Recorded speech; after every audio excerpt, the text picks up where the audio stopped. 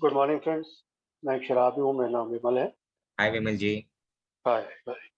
और सबसे पहले अमित भाई का बहुत बहुत स्वागत है अल्कोहलिक्स अनोनिमस में। अमित भाई, अगर आप वाकई शराब से छुटकारा पाना चाहते हैं तो आप बिल्कुल सही जगह पे आए हैं और बने रहिए और अल्कोहलिक्स अनोनिमस के साथ जुड़ जाइए।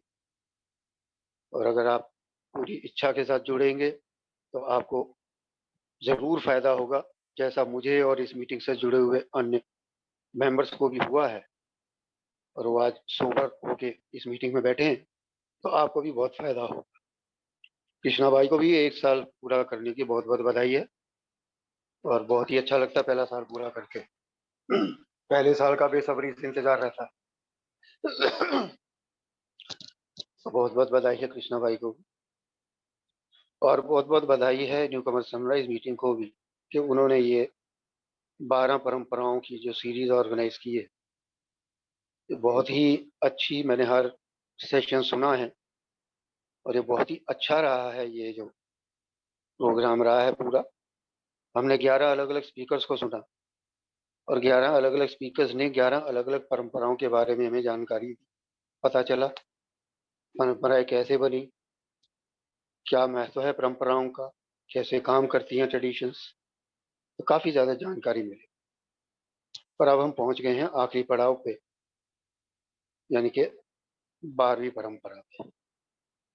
तो विदाउट वेस्टिंग मच टाइम मैं सीधा टॉपिक पे आता हूँ। 12वीं परंपरा, 12वीं परंपरा क्या कह रही है? जैसे अभी भी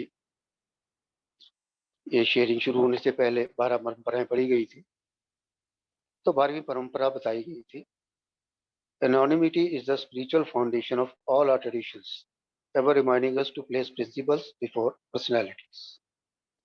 यानी अनामिकता हमारी सभी परंपराओं का आध्यात्मिक आधार है या आध्यात्मिक नींव है, जो हमें व्यक्तित्व से पहले सिद्धांतों को रखने की याद दिलाती है, हमेशा याद दिलाती है।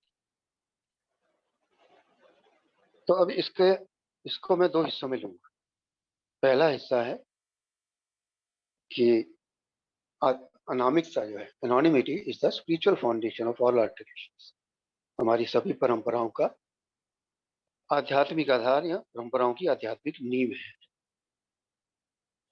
जब मैं आया था ना अल्कोहलिक्स अनोनिमस में, मुझे थोड़ा सा टाइम हो गया जब दिमाग थोड़ा खुलना शुरू हुआ और जब थोड़ा थोड़ा समझ में आने लगा कि अल्कोहलिक्स अनोनिमस क्या है, स्टेप्स क्या हैं, ट्रेडिशंस क्या हैं, क्या होता है सब कुछ, तो वो थोड़ा थोड़ा समझ में आने लगा। तो मेरी नज़र भी जाने लगी कि वो स्टेप्स टंगे हुए थे, ट्रेडिशंस टंगी हुई थी, जाती तो शुरू से ही थी लेकिन कभी दिमाग लगाया।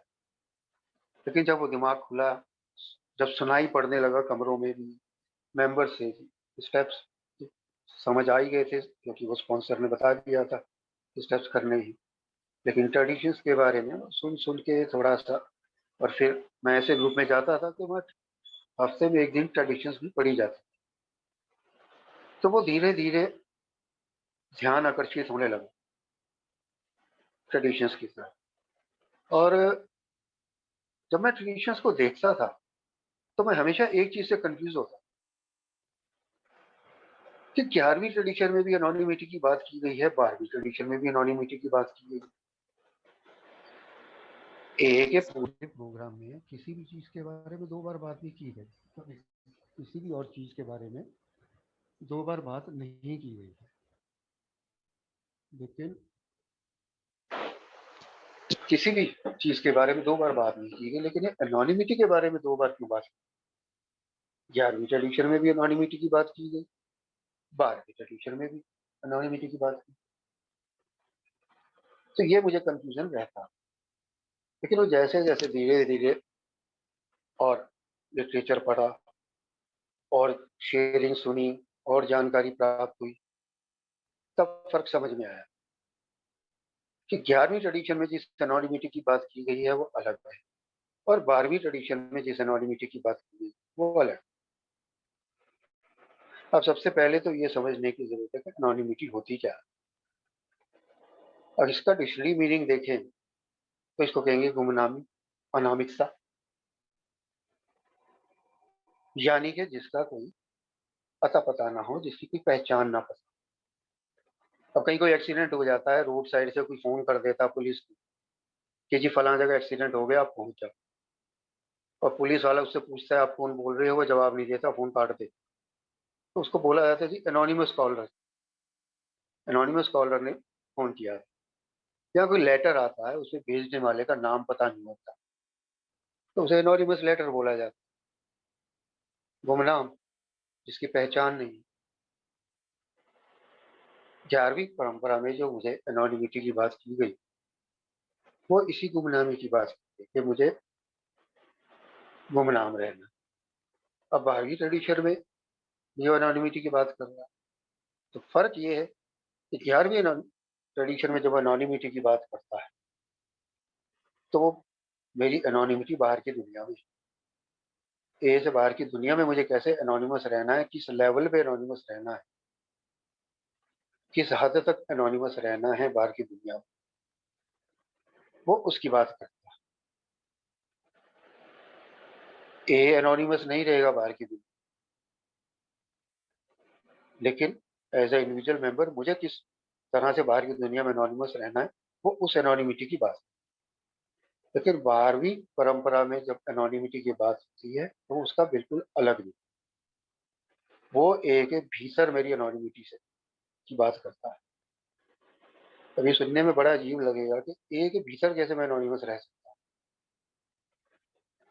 How can I be anonymous in a? मैं ए में एनोनिमस नहीं रह सकता, ए में तो सब मुझे जानते हैं। मैं रोज आके कहता हूँ मैं शराबी हूँ, मेरा नाम विमल है, तो मैं कैसे एनोनिमस हो गया? ये बड़ी अजीब बात लगती है, ए में कैसे एनोनिमस। लेकिन यहाँ पे एनोनिमिटी का मतलब गुमनामी नहीं। यहाँ पे एनोनिमिटी का मतलब है अपने आप को भूल जाना। यहाँ पे एनोनिमिटी का बिल्कुल अलग मतलब, डिक्शनरी मीनिंग नहीं है कि मैं गुमनाम। यहाँ जो 12वें कदम पे जो एनोनिमिटी की बात की गई है, उसको बिल डब्ल्यू ने अपने 1944 में एक आर्टिकल लिखा था, और एक लाइन में बड़ी ब्यूटीफुली, बहुत सुंदरता से उसको एक्सप्लेन कर दिया। तो यहाँ पे मेरी एनोनिमिटी का क्या मतलब, इन स्पिरिचुअल सेंस, ये language of the heart page number 18 पे ये लाइन लिखी गई है, बिल डब्ल्यू ने लिखी थी। In spiritual sense, anonymity amounts to the renunciation of personal prestige as an instrument of national policy। यानी कि अगर स्पिरिचुअल सेंस में देखा जाए, आध्यात्मिक रूप से देखा जाए, तो जो एनोनिमिटी है वो रिनंसिएशन ऑफ पर्सनल प्रेस्टीज, अपनी निजी प्रतिष्ठा का त्याग है। निजी प्रतिष्ठा का त्याग है as an instrument of national policy. National policy इसलिए कहा क्योंकि उस टाइम पे ए 1944 में अमेरिका में ही था, या थोड़ा बहुत कनाडा में। लेकिन आज के संदर्भ में देखिए अगर, तो ये ए एज ए होल की बात कि ए एज अ होल के लिए मैं निजी प्रतिष्ठा, या बात वही आ गई कि अपने आप को भूल जाओ, वो एनोनिमिटी है स्पिरिचुअल सेंस, अगर उसको आध्यात्मिक तौर पे देखा है। यहाँ पे मुझे गुमनाम नहीं रहना, लेकिन अपने आप को भूल जाना। जो फर्स्ट ट्रेडिशन, पहली परंपरा में यूनिटी की बात कर, अभी हमने डेली रिफ्लेक्शन में पहली लाइन क्या पढ़ा, एक यूनिटी को बरकरार रखने के लिए हम कुछ भी त्याग करेंगे।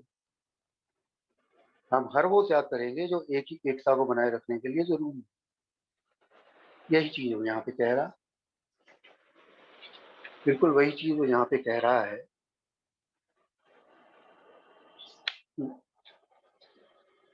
मुझे अपने आप को भूल जाना है एक ही एकता बनाए रखने की। एक और चीज इसके बारे में कही है उसी किताब में, the language of the heart में, 12वीं परंपरा के बारे में बिल डब्ल्यू ने लिखा है कि एनोनिमिटी जो है इज द स्पिरिचुअल बेस, आध्यात्मिक नींव है, आध्यात्मिक आधार है। It has come to stand for prudence and most importantly for self effacement. यानी कि ये सबसे महत्वपूर्ण क्या है कि ये विवेक बुद्धि और सेल्फ एफेसमेंट, यानी फिर वही बात, आत्मत्याग के लिए यूज होती है एनोनिमिटी। एनोनिमिटी का मतलब यहाँ पे आत्मत्याग है। एक ही एकता के लिए बरकरार रखने के लिए मुझे कोई भी त्याग करना पड़े वो छोटा है, मुझे करना पड़े। तो ये तो होगी एनोनिमिटी की बात। तो यहाँ पे एनोनिमिटी का मतलब क्या है? एक, अब बात आती है स्पिरिचुअल। ये जो कहा गया है स्पिरिचुअल फाउंडेशन है, आध्यात्मिक नींव है ऑफ ऑल आर ट्रेडिशन, सभी परंपराओं की आध्यात्मिक नींव। ये कैसे? अगर फाउंडेशन की बात करें, नींव है, उसी पे सब कुछ खड़ा रहता है, सारी इमारत उसी पे खड़ी होती है। जब हम देखते हैं कि ये परंपराएं लिखी गई हैं, तो 12वीं परंपरा सबसे नीचे, इसको हटा लो तो बाकी सारी परंपराएं नीचे गिर जाएंगी। क्योंकि उसने पहले इससे मैं एनोनिमिटी की बात की कि अपने आप को भूल के मुझे एक ही एकता के लिए जो भी त्याग करना पड़े वो मैं करूंगा और मुझे करना है।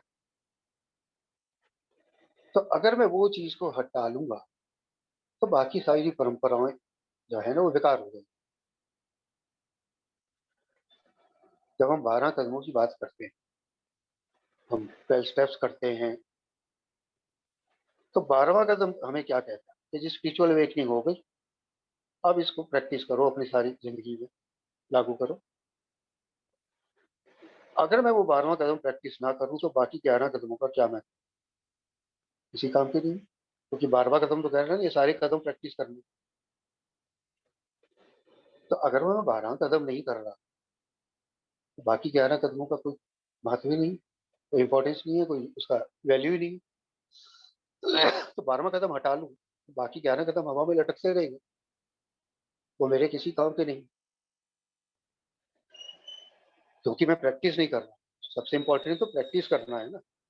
जब मैं कहता हूँ किसी काम के लिए, वो इसलिए क्योंकि अगर मुझे कोई चीज आती है, मैं उसका उपयोग नहीं कर रहा हूँ, तो वो किसी काम की नहीं है ना।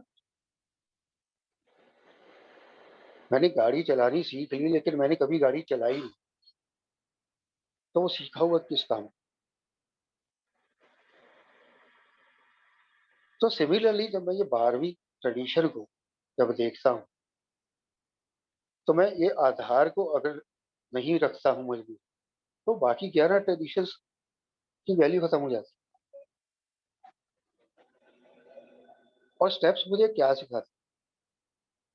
जब मैं स्टेप्स करता हूँ और फिर प्रैक्टिस करता हूँ, स्टेप्स क्या कहते हैं? हम अक्सर कमरों में सुनते हैं कि ये ईगो डिफ्लेशन का प्रोग्राम, यानी मेरा अहंकार तोड़ने का प्रोग्राम। और जब मेरी स्पिरिचुअल अवेकनिंग होती है तो मुझे क्या मिलता है इस प्रोग्राम से? ईगो डिफ्लेट होती है मेरी, अहंकार टूटता है मेरा, तो उसके बदले मुझे क्या मिलता है? उसके बदले मुझे एक चीज मिलती है जिसको बिल डब्ल्यू ने अपनी हर राइटिंग में, हर किताब में, हर दूसरे तीसरे पन्ने पे जिक्र किया है, और सैकड़ों बार अपनी राइटिंग में जिक्र किया है। और वो चीज है ह्यूमिलिटी, विनम्रता। मुझे वो विनम्रता मिलती, ह्यूमिलिटी मिलती। मैं जो एक अक्खड़ इंसान था, जो अकड़बाज और अपने आप को सर्वशक्तिमान समझने वाला, मुझे ह्यूमिलिटी मिलती। और वही ह्यूमिलिटी मुझे यहाँ पे 12वीं परंपरा प्रैक्टिस करने के लिए कह रही है। जब हम पढ़ते हैं ना, the 12 traditions distillation of age experience, एक बुकलेट है छोटी सी, जिसमें 12 परंपराओं के बारे में छान कर पूरा एक्सपीरियंस लिखा हुआ है। उसमें पहली लाइन में लिखा हुआ, anonymity as you observe in A is at root a simple expression of humility. जैसी एनोनिमिटी हम ए में प्रैक्टिस करते हैं, उसकी जड़ में ह्यूमिलिटी की अभिव्यक्ति है। हम अपनी ह्यूमिलिटी को एक्सप्रेस करते हैं, अभिव्यक्त करते हैं, दिखाते हैं। ए में जिस तरह की एनोनिमिटी हम प्रैक्टिस करते हैं, उसमें हम अपनी ह्यूमिलिटी दिखाते हैं। जैसे हम 12 कदम शराबीपन से रोग मुक्ति के लिए इस्तेमाल करते हैं, उससे हमें ह्यूमिलिटी मिलती है। उसी तरह से 12 परंपराएं जब हम यूज करते हैं तो वो परंपराओं से भी जो है एक को इकट्ठा रखने में कामयाबी मिलती है, एक को इकट्ठा रखने में मदद मिलती है। और वो कैसे मिलती है? जब मैं ह्यूमिलिटी प्रैक्टिस करता हूँ, इंडिविजुअल मेंबर के तौर पे जब मैं ह्यूमिलिटी प्रैक्टिस करता हूँ। मुझे पहले परंपरा में बता दिया था, पहली परंपरा जब मैंने पढ़ी थी तो उसने मुझे बता दिया था कि मुझे एहसास हो गया कि I am just a small part of a whole.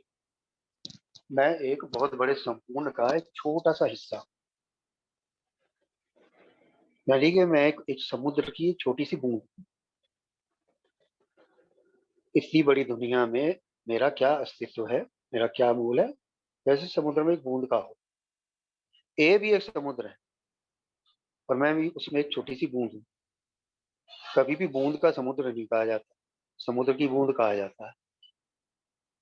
यानी पहचान समुद्र की है, बूंद की नहीं। लोग समुद्र को देखने आते हैं, इंडिविजुअल बूंद को देखने नहीं आते। तो मुझे यही मान के चलना है कि मैं एक छोटा सा अंश हूँ, बस छोटा सा अंश हूँ। और मुझे उसी हिसाब से ह्यूमिलिटी प्रैक्टिस करनी है। तो यहाँ पे जो स्पिरिचुअल फाउंडेशन कहा गया, उसका मतलब यही है कि जो मैं एनोनिमिटी यहाँ पे प्रैक्टिस कर रहा हूँ, वो मैं अपनी ह्यूमिलिटी दिखा रहा हूँ, अपनी ईगो डिफ्लेट करके अपना जो भी मुझे त्याग करना पड़ेगा वो मुझे त्याग करना है, ताकि एक ही एकता बनी रहे। क्योंकि एक ही एकता बनी रहेगी तभी मेरी जिंदगी बची रहेगी। तो अब जितनी भी ये परंपराएं हैं, अगर देखा जाए तो ये सारी परंपराएं मुझसे कुछ ना कोई त्याग करने की मांग करती। पहले से लेके 11वीं परंपरा तक देख लो, हर परंपरा मुझसे कुछ ना कुछ त्याग करने की मांग करती है। पहली ट्रेडिशन देख लो, यूनिटी सब जरूरी है, नहीं तो मैं जिंदा नहीं बचूंगा। तो यूनिटी के लिए तो मुझे जो भी करना पड़ेगा वो करना है। दूसरी ट्रेडिशन कहती है भाई ग्रुप कॉन्शियस मान ले, ठीक है तू अपनी राय रख, लेकिन अपना अहंकार त्याग दे, ग्रुप कॉन्शियस के साथ चल, अपनी मनमर्जी त्याग दे। तीसरी परंपरा कहती है अपनी जजमेंट छोड़ दे। तो कुछ ना कुछ छोड़ने के लिए कहती है हर परंपरा। तीसरी ट्रेडिशन कहती है जजमेंट छोड़ दे, जो आ रहा है जो कह रहा है मैं एक मेंबर हूँ, स्वीकार कर ले। चौथी परंपरा कहती है कि अगर ए एज ए होल का कुछ नुकसान हो रहा है तो अपनी पर्सनल एम्बिशंस छोड़ दे। और ये इंडिविजुअल मेंबर के लिए नहीं, ग्रुप के लिए भी। ये हर चीज ग्रुप के लिए भी है और इंडिविजुअल मेंबर के लिए भी, मेरे लिए भी है और ग्रुप के लिए भी है। पांचवी ट्रेडिशन कहती है कि एक प्राइमरी पर्पस के अलावा बाकी सब जगह ध्यान करना छोड़ दे। ग्रुप को भी कह रही है, मुझे भी कह रही है, इधर उधर मत भाग। छठी परंपरा भी कह रही है कि इस चक्कर में मत पड़ना, मनी प्रॉपर्टी प्रेस्टीज के चक्कर में मत पड़ना। सातवीं कहती है बाहर से मांगना छोड़ दे। तो हर परंपरा मुझसे कुछ ना कुछ छोड़ने की मांग करती, कुछ ना कुछ त्याग करने की मांग करती। और यही है स्पिरिचुअल फाउंडेशन, आध्यात्मिक आधार, कि ह्यूमिलिटी के साथ मुझे चलना है और जो जरूरी त्याग है वो मुझे करना है। ये हो गया पहला पार्ट। अब मैं दूसरे पार्ट पे आता हूँ, जब वो कहता है ever reminding us to principle before personality. यानी कि हमेशा हमें व्यक्तित्व से पहले सिद्धांतों को रखने की याद दिला।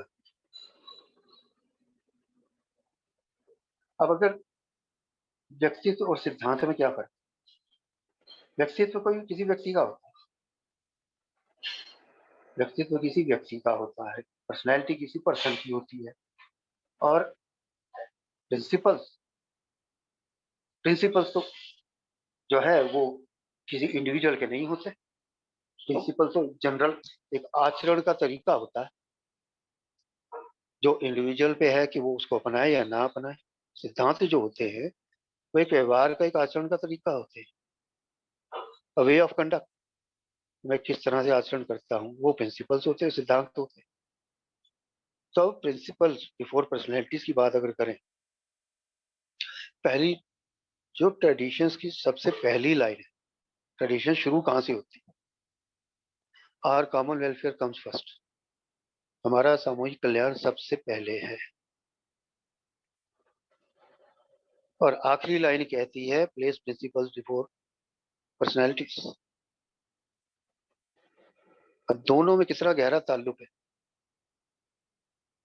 अगर मैं ये लास्ट लाइन फॉलो नहीं कर रहा हूं तो पहली लाइन जो है वो धराशायी हो जाएगी। सबसे पहले सामूहिक कल्याण है, कॉमन वेलफेयर है। और अगर मैं सिद्धांतों का पालन ना करके व्यक्तियों के पीछे जाता हूं तो कॉमन वेलफेयर सबसे पहली कैजुअलिटी है, सामूहिक कल्याण सबसे पहले धराशायी होगा। अब अगर मैं पर्सनैलिटी को फॉलो करता हूं, यहां मैं पर्सनैलिटी की बात करता हूं और सिद्धांतों की बात नहीं करता है, तो तीन चीजें हो सकती। पहली चीज कि या तो मैं किसी पर्सनैलिटी का पिछलग्गू बन जाऊंगा, उसके पीछे पीछे घूमूंगा और जो वो कह दे वही करूंगा। दूसरी चीज होगी मैं खुद पर्सनैलिटी बन जाऊंगा और लोग मेरे पीछे, मैं जो कह दूं वही होगा। और तीसरी चीज होगी कि चाहे मैं पर्सनैलिटी ना बनूं, यहाँ किसी पर्सनैलिटी के पीछे न जाऊं, तो तीसरी चीज होगी मैं पीपल प्लीजर बन जाऊं।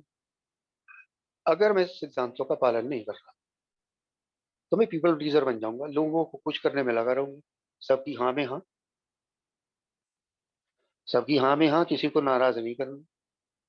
तो यानी यहाँ तो मैं किसी की हाँ में पिछलग्गू बन गया, पीछे चलने लग गया, फॉलो करने लग गया पर्सनैलिटी को, या मैं खुद पर्सनैलिटी बन गया, अपनी चलाने लग गया, अपनी मनमर्जी चलाने लग गया। और यहाँ मैं लोगों को खुश करने में लगा हुआ हूँ, भाई कोई नाराज ना हो, जो तू कह दे वही सही है, जो जो कह दे उसके पीछे हूँ। और तीनों ही केसेस में अगर मैं देखूं तो कॉमन वेलफेयर कहाँ जाएगा? वो कहीं भी नहीं जाएगा, वो तो खत्म, सबसे पहले वो खत्म होगा, ए एज ए होल इफेक्ट होगा और जो सामूहिक कल्याण है उसका कल्याण हो जाएगा, यानी कल्याण का ही कल्याण हो जाएगा। तो इसलिए प्रिंसिपल बिफोर पर्सनैलिटीज इसीलिए कहा गया है कि मुझे अपनी पर्सनैलिटी को भी भाई पीछे रखना है, क्योंकि मेरे जो ईगो डिफ्लेशन की बात करते हैं वो इतनी आसानी से नहीं होती, इतनी आसानी से नहीं होती। वो कब स्पिरिचुअल अवेकनिंग होगी पता नहीं। फिर वही बात आ जाती है कि मैं प्रोग्राम कैसे प्रैक्टिस कर रहा हूँ, स्टेप्स मैंने प्रैक्टिस कर रहा हूँ अपनी रोजमर्रा की जिंदगी में या नहीं कर रहा हूँ, तो पता नहीं कितनी स्पिरिचुअल अवेकनिंग हुई है।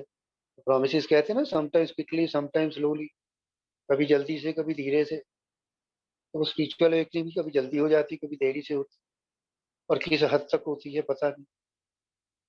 तो मेरी खुद की पर्सनैलिटी मेरे लिए खतरा है। हम बार बार पढ़ते हैं कि अपना सबसे बड़ा दुश्मन मैं हूँ, अपने लिए सबसे बड़ा खतरा ही मैं खुद हूँ। तो मैं कब पर्सनैलिटी बन जाऊंगा मुझे खुद को ही नहीं पता चलेगा,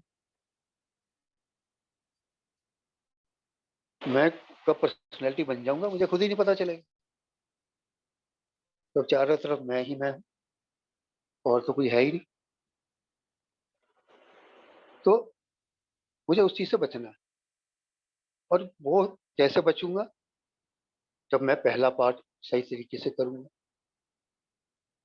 ह्यूमिलिटी प्रैक्टिस करूंगा, मैं सेल्फ एफेसमेंट की जो बात की गई है, जो त्याग की बात की गई है, उसको मैं फॉलो करूंगा, तभी मैं ये जो प्रिंसिपल्स को फॉलो कर सकता। और प्रिंसिपल्स कौन से? 36 प्रिंसिपल्स, 12 कदम, 12 परंपराएं, 12 कंसेप्ट।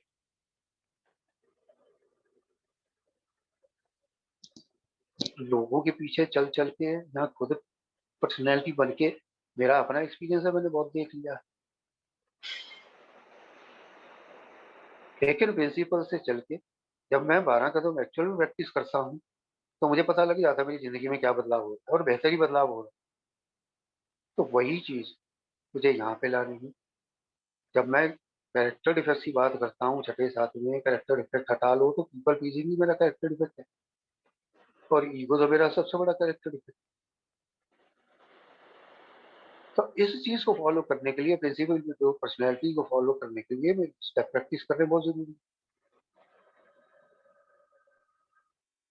स्टेप प्रैक्टिस करूँगा तो बाकी की 11 ट्रेडिशंस फॉलो कर पाऊँगा, प्रैक्टिस कर पाऊँगा। और यहाँ पे मुझे यही कह रहा कि ये भाई बाकी सारे प्रिंसिपल्स को पहले रख, पर्सनैलिटीज़ को पीछे कर। क्यों? क्योंकि कॉमन वेलफेयर कम्स फर्स्ट। सामूहिक कल्याण सबसे पहले है। ट्रेडिशन 12 जब हम 12 एंड 12 में पढ़ते हैं, तो 12 एंड 12 में दी गई है, तो सबसे पहली लाइन क्या लिखी है? The spiritual sustains of anonymity is sacrifice. मतलब हर जगह त्याग की बात। स्पिरिचुअल, आध्यात्मिक सार जो है एनोनिमिटी का, वो सेक्रीफाइस है, त्याग है।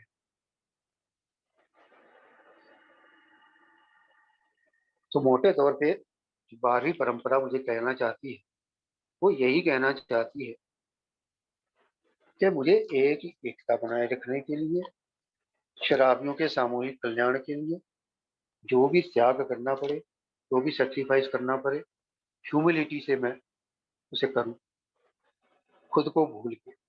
एनोनिमिटी मेरे लिए है खुद को भूल के मैं करूं।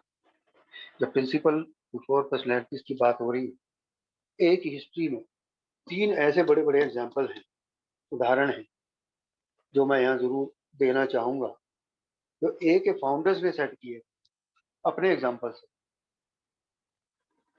कि किस तरह से प्रिंसिपल पहले आते हैं और पर्सनैलिटीज बाद में आती हैं, चाहे वो कोई भी हो, चाहे वो कोई भी हो, वो तो फाउंडर्स है। तो वो मैं एग्जाम्पल जरूर यहाँ पे बताना चाहूंगा, कैसे प्रिंसिपल बिफोर पर्सनैलिटी, जबकि ट्रेडिशंस उस टाइम पे बनी भी नहीं, तब की बात कर रहा हूँ मैं। तो कैसे प्रिंसिपल बिफोर पर्सनैलिटी तब भी फॉलो होता था, तो फाउंडर अपने उदाहरण से उन्होंने ये चीज को आगे रखा था। सबसे पहला जो एग्जाम्पल है, जो इंस्टेंस, ये घटना है 1941, इनफैक्ट 1942 में, 1939 में हमारी किताब आ गई थी एल्कोहलिक्स एनोनिमस,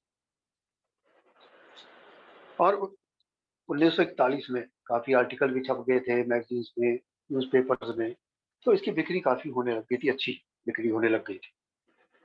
तो जब ये, और उस टाइम पे हमारा एल्कोहलिक फाउंडेशन भी बन चुका था और न्यूयॉर्क में हेडक्वार्टर भी बन चुका था जहाँ से काम होता था। तो उस टाइम पे बात चली थी कि क्योंकि बिल डब्ल्यू और डॉक्टर बॉब जो दो फाउंडर थे हमारे, उनकी फाइनेंशियल कंडीशन बहुत ज्यादा खराब, और उस टाइम पे क्योंकि परंपराएं बनी नहीं थी, सातवीं परंपरा का भी कोई ऐसा कुछ था नहीं उस टाइम पे, तो इन दोनों को $30 हर हफ्ते के मिलते थे, खर्चे के। कहाँ से मिलते थे, कैसे मिलते थे, वो एक अलग कहानी है, लेकिन $30 हर हफ्ते के मिलते थे इनको खर्चे के। लेकिन 1942 में क्लीवलैंड में ये अफवाह उड़ी, ये बात चलने लगी मेंबरों में, तो ये जो किताब छपवाई गई है, जो किताब बिक रही है, ये कुछ नहीं है, ये तो एक रैकेट, ये तो एक षड्यंत्र है,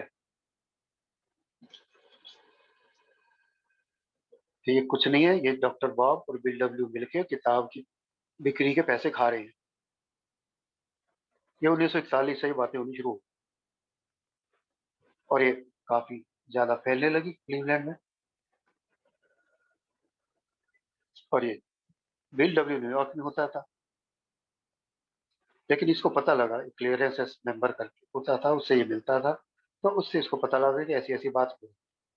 तो बिल डब्ल्यू ने कहा कि कोई बात नहीं, मैं इस चीज को स्पष्ट कर देता हूँ, क्लियर कर देता हूँ, कोई दिक्कत नहीं। लेकिन क्लियरेंस ने उसे उस वक्त पे रोक दिया, कि नहीं, मैं इसको अपने एंड पे, अपने लेवल पे संभाल लूंगी, आपको फाउंडर हो ज़्यादा आगे आने की ज़रूरत नहीं है, मैं इसको संभाल लूंगी। लेकिन वो नहीं संभाल पाए, उसकी बात नहीं सुनी गई, उसकी बात नहीं सुनी गई, और ये बात काफ़ी बढ़ गई, काफ़ी बढ़ गई ये बात कि ये दोनों लोग जो हैं, डॉक्टर बॉब और बिल डब्ल्यू, किताब बेच के पैसे खा रहे हैं। तो जितनी बिक्री का पैसा आता है ये सब आपस में बांट लेते हैं। तो ये बात काफ़ी फैल, अब अगर बिल ने शुरुआत में इस चीज़ को स्पष्ट कर दिया होता तो शायद बात इतनी ना फैल, लेकिन शायद क्लियरेंस को अपने पे ज़्यादा भरोसा था कि मैं समझा दूंगा मुहर्रिम को, लेकिन वो नहीं समझा पाए, तो बात ज़्यादा बढ़ गई। तो जब बात ज़्यादा बढ़ गई तो क्लीवलैंड के ग्रुपों ने तय किया कि उनको सामने बुला के पूछा जाए दोनों से, डॉक्टर बॉब और बिल डब्ल्यू को सामने बिठा के पूरी बात स्पष्ट की जाए, पूछी। तो उसके लिए एक डिनर का आयोजन, एक डिनर रखा गया जहाँ पे दोनों को बुलाया गया और दोनों को बोलने के लिए भी कहा गया।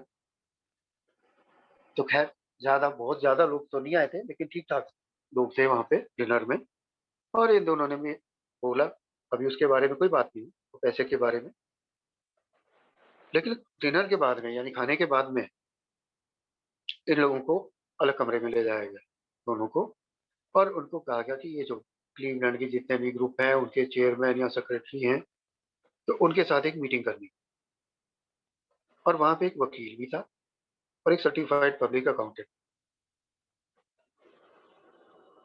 ये सारे लोग बैठे वहां पे। और उसके बाद इनसे डायरेक्टली पूछा गया, सीधे तौर पे पूछा गया, मेंबरों ने सीधा पूछा कि हमने सुना है कि आपने पिछले साल यानी 1941 में किताब की से जो प्रॉफिट हुए हैं, बहुत अच्छे प्रॉफिट हुए हैं, और आपने आपस में $64,000 बांटे, यानी बत्तीस बत्तीस बत्तीस हजार डॉलर दोनों ने बांटे। और उस टाइम के $32,000 अगर एक साल के लगाए जाए तो आज मैं कैलकुलेट नहीं कर सकता कि क्या कीमत होगी उसकी। शायद 3 करोड़ भी हो सकती है, मुझे अंदाजा नहीं है, लेकिन बहुत ज्यादा कीमत हो। तो ये सीधा सीधा उन पे आरोप लगाएगा कि आपने बत्तीस बत्तीस हजार डॉलर आपस में बांट लिए, जबकि हकीकत ये थी कि उस टाइम पे बिल को रॉयल्टी के रूप में किताब की रॉयल्टी मिलती थी $25 एक हफ्ते, और 30-30 डॉलर जो अलग से इनको मिलते थे वो अलग। तो अब ये $64,000 की बात तो बहुत लंबी चौड़ी थी, और ये रिकॉर्ड में था कि डॉक्टर बॉब को जो है 1941 में पूरे साल में सिर्फ $1,000 मिले, यानी वो $30 पर हफ्ते के हिसाब से भी नहीं मिले।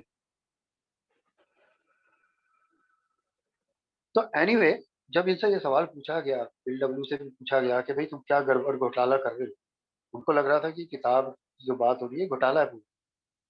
तो उनसे पूछा गया अभी क्या घोटाला कर रहे हो तुम लोगों ने, बत्तीस बत्तीस हजार डॉलर जो है वहां से प्रॉफिट आया था वो बांट लिया आपस में, $64,000। अब ये पता नहीं कि बिल को अंदेशा था या बाई चांस है, संयोग था, कि वो जो अकाउंट बुक्स थी उसकी सर्टिफाइड ऑडिट कॉपी लाया हुआ था, यानी कि जो ऑडिट करवाया गया था उसकी सर्टिफाइड कॉपी साथ में लाया हुआ था। उसने वो कॉपी वो सर्टिफाइड पब्लिक अकाउंटेंट को दी कि भाई देख लो। और उस समय जिस दिन से अल्कोहलिक फाउंडेशन बनी थी तब से लेके एक एक पैसे का हिसाब, एक एक पैसे का। और जब वो सर्टिफाइड पब्लिक अकाउंटेंट ने उसको देखा, पढ़ा,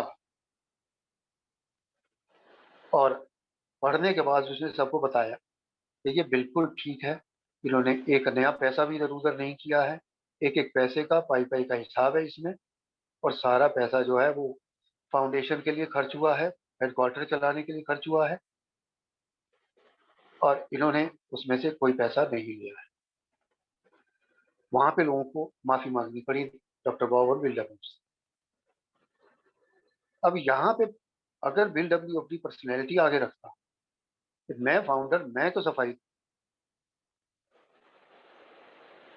तो फाउंडर हूँ, मैं क्यों सफाई दूँ, मुझे क्या जरूरत पड़ी है, जो मानते हो मान लो, यहाँ पे पनिशमेंट तो कोई है नहीं, तो सजा थोड़ी दे देगा ये भी, और वो भी फाउंडर को। भाई तुम बोलते हो तो जो मर्जी बोलना, लेकिन नहीं, वहां उसने प्रिंसिपल फॉलो कि मेरे मेंबर्स के पास अगर कोई गलत जानकारी है, अगर वो कुछ जानना चाहते हैं तो उन्हें हक है जानने का, उन्हें हक है जानने का। आज अगर कोई ट्रेजरर है किसी ग्रुप का या किसी कमेटी का, तो वो अगर उससे कहा जाए हिसाब किताब बताओ, तो वो बताएगा। वो ये नहीं कह सकता कि तू कौन होता है मेरे से मांगने वाला। हर मेंबर का अधिकार है, वो हिसाब किताब मांग सकता है। तो यहाँ पे ह्यूमिलिटी प्रैक्टिस करने वाली बात आ गई। ये ह्यूमिलिटी प्रैक्टिस प्रिंसिपल्स को फॉलो की। दूसरा एग्जांपल देता हूँ 1950 से, जब पक्का हो गया कि डॉक्टर बाबू अब नहीं बचे, डॉक्टर बाबू का बचना साफ पता लग गया था कि अब नामुमकिन है, वो नहीं बचेंगे। तो एक्रोन के मेंबर्स थे, उनकी बड़ी इच्छा थी, वो चाहते थे कि जब डॉक्टर बाबू की मृत्यु हो तब उनकी कब्र पे उनकी और उनकी बीवी एन की तस्वीर लगाए और वहां लिखें कि ये अल्कोहलिक्स एनोनिमस के फाउंडर थे, और इनके बारे में बताएं कि कितना काम किया इन्होंने। और बड़ा प्रेशर डाल रहे थे डॉक्टर बॉब, बहुत प्रेशर डाल रहे थे कि ये, और डॉक्टर बॉब मान नहीं रहे कि नहीं, इसकी जरूरत नहीं है। जब उन्होंने सारे जतन करे, नहीं माने, तो फिर वो एक्रोन वालों ने बिल डब्ल्यू को बुलाया कि भी आपकी बात तो ही मानते हो, आप समझाओ इनको। कभी अच्छा कुछ नहीं तो कम से कम तस्वीर तो लगाने दो वहां पे। अच्छा हम कुछ नहीं लिखेंगे, तस्वीर तो लगाने दो, दोनों के फोटोग्राफ्स तो लगाने दो। बिल ने बहुत समझा लिया, लेकिन डॉक्टर बॉब ने साफ मना कर दिया। डॉक्टर बॉब ने कहा मैं भी एक शराबी हूँ, बाकी शराबियों की तरह, मैं कोई विशेष सम्मान का हकदार नहीं हूँ, मुझे आम लोगों की तरह ही दफनाया है, मुझे किसी विशेष सम्मान की जरूरत नहीं। उन्होंने स्पष्ट मना कर दिया कि मैं भी एक आम शराबी हूँ, यहाँ पे पर्सनैलिटी की कोई जगह नहीं है, इसलिए मुझे भी पर्सनैलिटी ना बनाए। और आज भी सब जानते हैं उनकी कब्र में कहीं ए का जिक्र नहीं। उनकी और डॉक्टर रैन की कब्रें हैं साथ साथ, और कहीं भी ए का जिक्र नहीं। फोटो और वो सब लिखना तो बहुत दूर की बात। So another example of principle before personalities जो हमारे फाउंडर्स ने रखा। तो अभी तीसरा और आखिरी एग्जांपल मैं देता हूँ कि 1951 में, कि तब हमारी ट्रेडिशंस भी बन चुकी थी, अपनाई भी जा चुकी थी, अडॉप्ट भी हो गई थी। तो ये 1951 की बात है, जब हमें जब बिल डब्ल्यू को लश्कर अवार्ड के लिए नॉमिनेट किया, नामित किया, उनको बोला गया हम आपको लश्कर अवार्ड देना चाहते हैं। लश्कर अवार्ड वहाँ का काफी बड़ा अवार्ड है अमेरिका का, और बिल डब्ल्यू को बोला गया कि ये अवार्ड हम आपको देना चाहते हैं। ये अवार्ड दिया जाता है अमेरिकन पब्लिक हेल्थ एसोसिएशन की तरफ से।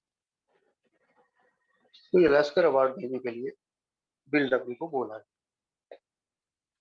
तो बिल डब्ल्यू ने इस चीज को मना कर दिया कि ये अवार्ड अगर आप हमें देना चाहते हैं तो मेरे नाम से नहीं, ये अल्कोहलिक्स एनोनिमस का। और वो अवार्ड किस लिए दिया जाना था?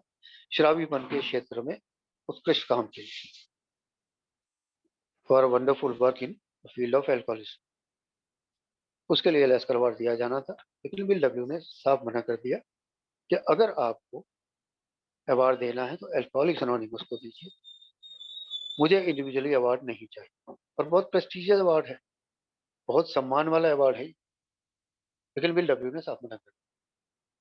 काम ए कर रही है, मैं नहीं करता हूँ अकेला, पूरी ए मिलके काम कर रही है, तो इसलिए पूरी ए को ये अवार्ड मिलना चाहिए, मुझे अकेले को नहीं मिलना चाहिए। वो मान गए किसी तरीके से, जब उसने जिद में बिल्कुल जिद पकड़ ली कि मैं अवार्ड नहीं लूंगा, देना है तो ए को दो, तो वो मान गए। लेकिन फिर उन्होंने रिक्वेस्ट की कि अच्छा आप अवार्ड लेने तो आ सकते हो, हम ए के नाम पे देंगे, सर्टिफिकेट ए के नाम का बनाएंगे, लेकिन आप अवार्ड लेने तो आ सकते हैं।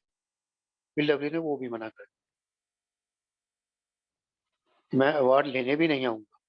अवार्ड लेने भी ए का कोई मेंबर आए, मुझे नाम याद नहीं आ रहा किस मेंबर को भेजा था, लेकिन किसी और मेंबर को भेजा गया था अल्टीमेटली इस अवार्ड को लेने के लिए। बिल लवली खुद भी नहीं गए थे, किसी और मेंबर को भेजा था। तो इस हद तक पर्सनल सेक्रीफाइस ये 12वीं परंपरा जो बताती है वो ये चीज बताती है मुझे कि मैं अल्कोहलिक्स एनोनिमस के लिए अपने अस्तित्व को हटा के विनम्रता के साथ एकता बनाए रखने के लिए, सामूहिक कल्याण के लिए जो जरूरी है वो करने के लिए तैयार हूं। और ना मैं अपनी पर्सनैलिटी को आड़े आने दूं उसके, ना किसी और की पर्सनैलिटी। मैं रोक नहीं सकता हूँ, अगर कोई दूसरा पर्सनैलिटी बन रहा है तो मैं उसे रोक नहीं सकता हूँ, लेकिन मैं ये जरूर कर सकता हूँ कि मैं उसके पीछे ना चलूँ, मैं उसको फॉलो ना करूँ, मैं प्रिंसिपल्स पे रहूं, मैं सिद्धांतों पे रहूं। और फिर मैं वापस उसी बात पे आता हूँ, वो मैं तभी कर पाऊंगा जब मैं स्टेप्स को फॉलो कर रहा हूँ प्रॉपरली, तभी मेरे में ह्यूमिलिटी आएगी और उस ह्यूमिलिटी को मैं ट्रांसलेट कर पाऊंगा एक ही कॉमन वेलफेयर के लिए और यूनिटी बनाए रखने के लिए, जो 12वीं ट्रेडिशन सीधा मुझे पहली ट्रेडिशन के साथ जोड़ देगी कि अपने आप को हटा बीच में से और कॉमन वेलफेयर और यूनिटी के लिए काम कर। तो भाई लोग, यही मेरी जानकारी थी, थोड़ा सा जितना मुझे समझ में आया 12वीं परंपरा के बारे में वो मैंने आपके सामने रखा। So thank you once again for giving me this opportunity. Thank you very much.